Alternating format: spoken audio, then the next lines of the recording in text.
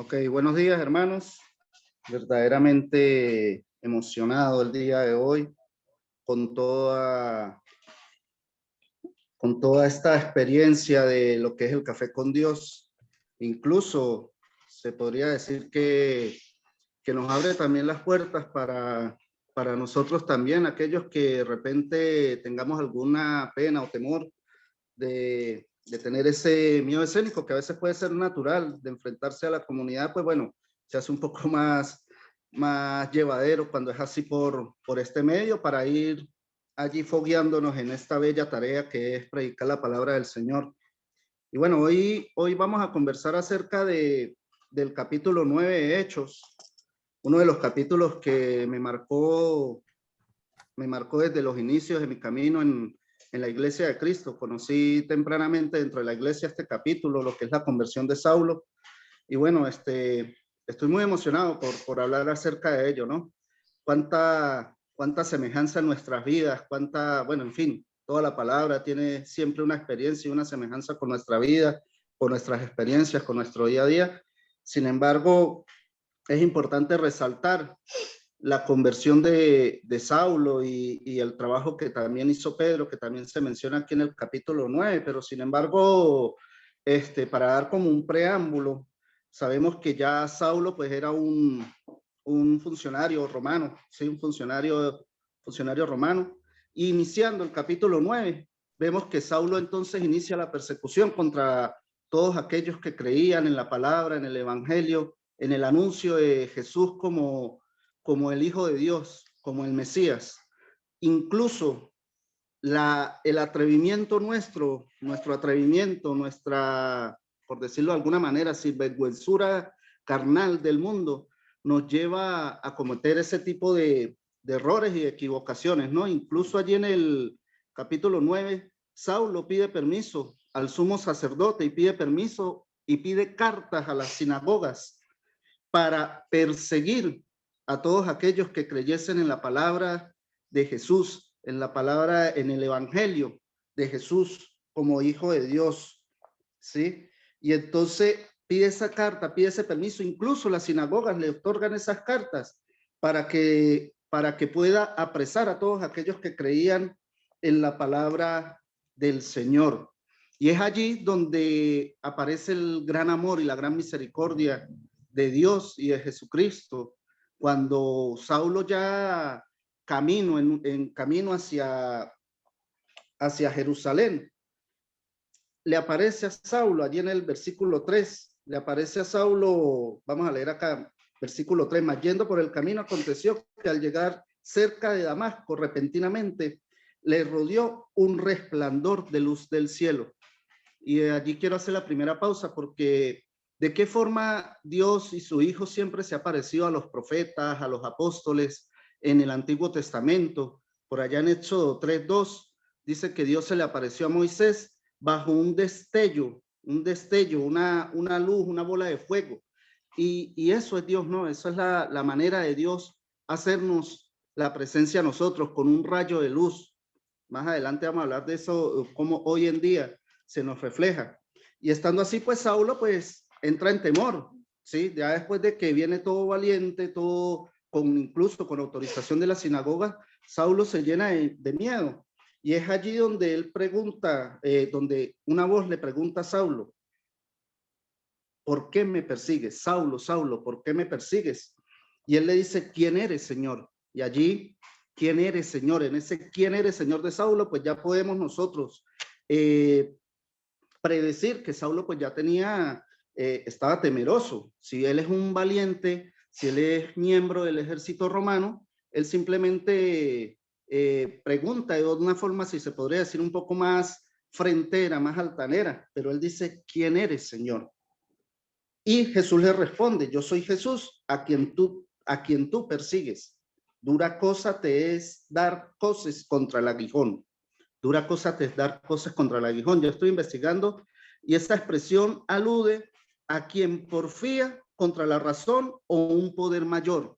En esas lecturas que estaba haciendo también dice que esa expresión dar cosas contra el aguijón es semejante a como cuando uno va hacia una abeja y coloca el dedo en el aguijón. Obviamente la abeja lo va a picar, pero supongamos que la abeja le vuelve a salir otro aguijón y seguimos allí dándole y dándole y dándole a ese aguijón y como buscando derrotar la abeja, pero la abeja es la que nos está haciendo el daño a nosotros. Y allí esa expresión, te es fácil dar coces contra el aguijón. O sea, allí ya Jesús le está diciendo a Saulo, te estás enfrentando a un ser supremo, a un ser mayor, a la razón, a la verdad. Y es allí donde Saulo cae, ¿verdad? Queda sin visión y Jesús le dice, ve a la tierra, ve a una tierra donde te indicaré, esté allí unos días para que, donde te daré las instrucciones.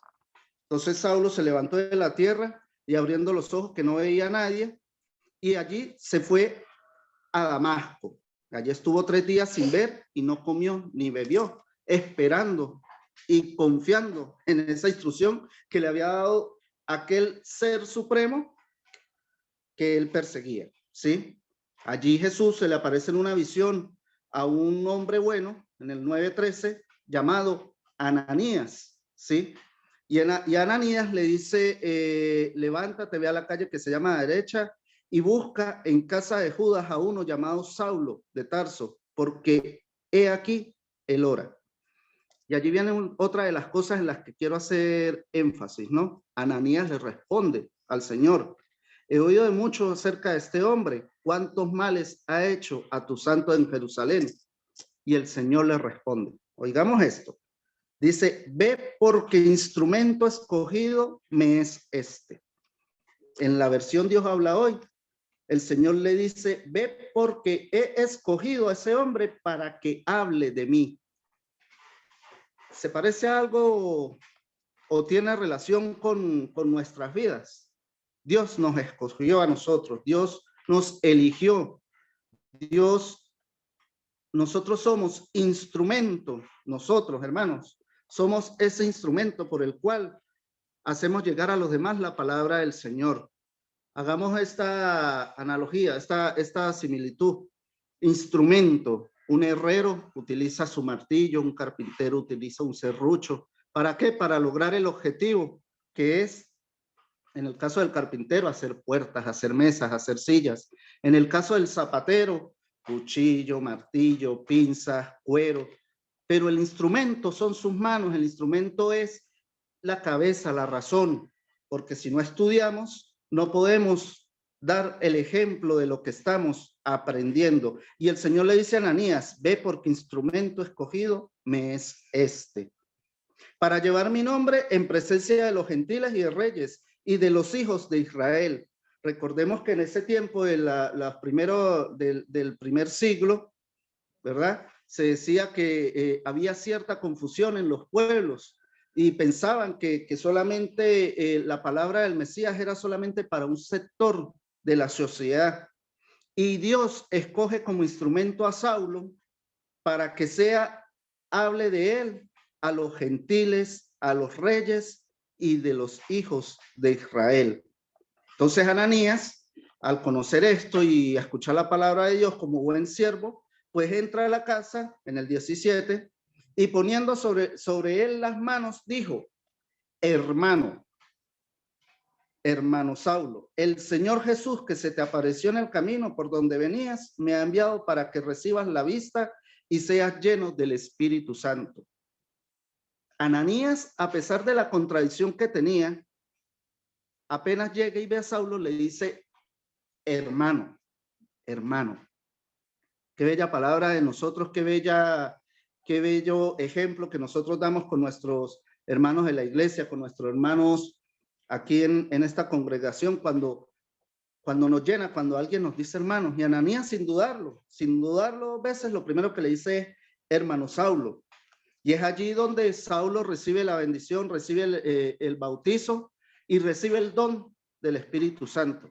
A veces muchas denominaciones están en ese conflicto allí, a veces hasta visceral, de lo que es los dones de Dios. Algunos se afanan por tener el don de lenguas, otros por tener otros dones, y a nosotros simplemente nos basta con tener ese don tan bello que es el don del Espíritu Santo cada vez que nos bautizamos. Y a partir de la partida de Cristo, nosotros somos bautizados y recibimos el don del Espíritu Santo. Y es allí donde Saulo, pues bueno, ya bautizado, comienza a predicar y hablar del Evangelio.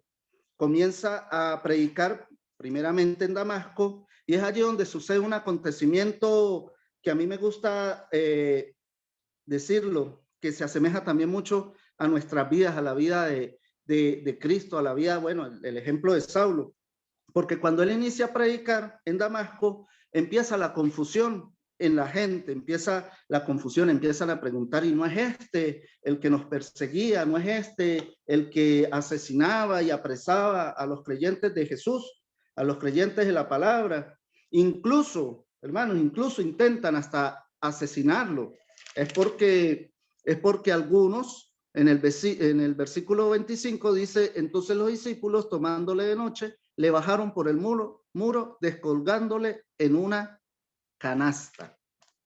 Y allí me acuerda mucho ese pasaje en Lucas 4 del 22 al 30, cuando Jesús va a Nazaret y entra a la sinagoga y confirma la profecía del profeta Isaías, valga la redundancia, y su misma gente, la misma gente allí en Nazaret también pregunta, ¿y no es este el hijo del carpintero? ¿No es este el hijo de María? ¿No es este el hermano de tal y tal? Incluso lo corren de la sinagoga molestos hasta con intenciones de apedrearlo. Y algo semejante sucede con Saulo cuando comienza a predicar en Damasco. Y es allí donde nosotros también nos decimos, ¿no? Y nos preguntamos, ¿acaso no sucede igual con nosotros?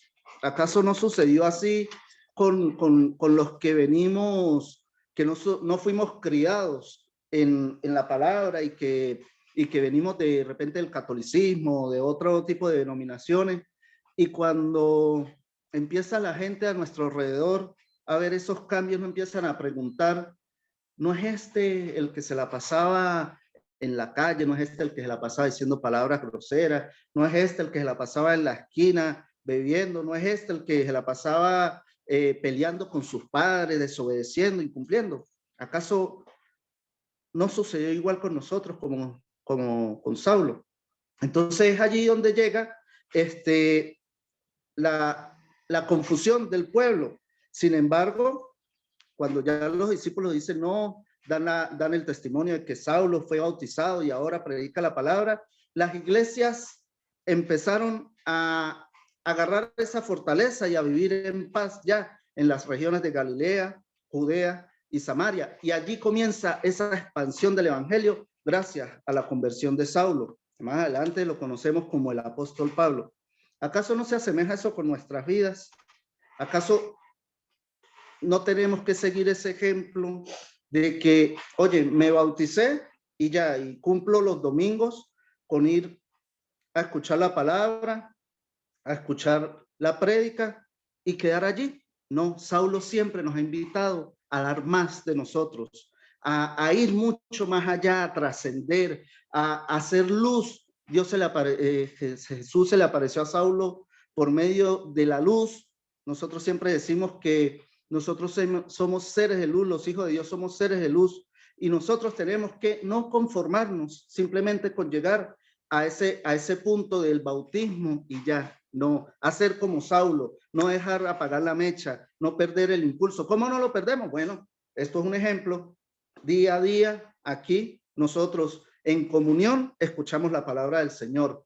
El día sábado, que no tenemos el café con Dios, reflexionamos también con alguna reunión, con algún encuentro, los lunes de oración, el encuentro de damas, el encuentro, las clases de niños, el encuentro de varones, las clases de hombres, todo lo que sea, en beneficio de la edificación, todo, absolutamente todo, es bienvenido para nosotros seguir ese ejemplo de Pablo, para seguir el camino de Cristo. Y más adelante allí en el capítulo 9, bueno, también se da el ejemplo de Pedro, cuando sana a Eneas y cuando Pedro resucita a Dorcas, ¿sí? Y en el 9:40, en Dorcas, allí hablando de Dorcas, Pedro, cuando Dorcas, que es, vamos allí un momentico, antes de finalizar, Dorcas, quien había entonces en Jope una discípula llamada Tabita, que traducido quiere decir Dorcas. esta abundaba en buenas obras y en limosnas. Y sucede que Dorcas fallece. Buscan a Pedro, y Pedro, cuando entra a su casa, ya Dorcas muerta, fallecida, dice Pedro en el 40, entonces sacando a todos, Pedro se puso de rodillas y oró. Y es allí donde no es Pedro quien la resucita. Al decir se arrodilla y oró, Pedro invoca al Señor, a Dios, a Jesucristo. Y es allí que por medio de esa oración, Tabita se levanta, abre los ojos y se incorpora. Ese es el don del Espíritu Santo que recibió Saulo, que recibieron los apóstoles. Ese Espíritu Santo que vio los apóstoles al momento de ser bautizados. Y ese Espíritu Santo lo tenemos nosotros cuando habitamos y estamos en comunión. No nos olvidemos, a veces se nos hace complejo comprender porque ya han pasado más de 2000 años. Se nos hace difícil entender que de repente nosotros tenemos el don del Espíritu Santo. Sí, hermanos, sí lo tenemos. Sí lo tenemos. Y tenemos que diariamente estar en comunión con nuestros errores, con nuestras fallas, con nuestros pecados. Ir siempre arrepintiéndonos, pidiendo perdón y estando en comunión con nuestros hermanos. Por eso, para finalizar, yo les digo a todos ustedes, todos fuimos Saulo. Ahora sigamos el ejemplo de Pablo y de los apóstoles, hermanos. Vamos a orar. Dios Padre amado, Padre celestial, Señor todopoderoso, te damos gracias, Señor, por esta comunión el día de hoy, Señor, este segundo día de la semana, por permitirnos nuevamente a través de esta plataforma estar reunidos para escuchar y aprender más de ti, más de nuestro Señor Jesucristo, más de Pablo, más de los apóstoles, Señor. Te pedimos, Señor, que nos sigas bendiciendo y que nos permitas seguir siendo luz para todas aquellas personas que están a nuestro alrededor y seguir sin temor alguno, Señor, dando el ejemplo, predicando y alabando al Señor para que con nuestro ejemplo las personas de afuera, Señor, también nuestros familiares que todavía no te conocen, puedan seguir y conocer tu camino, Señor. Bendícenos en este día, Señor, bendice a toda la familia, bendice a todos los matrimonios, especialmente en este día que se celebra una fecha para las parejas, para las familias, Señor, bendícenos a cada uno de nosotros y manténnos siempre en el camino de la luz, Señor. Por Jesucristo nuestro Señor, te hacemos esta oración. Amén. Amén.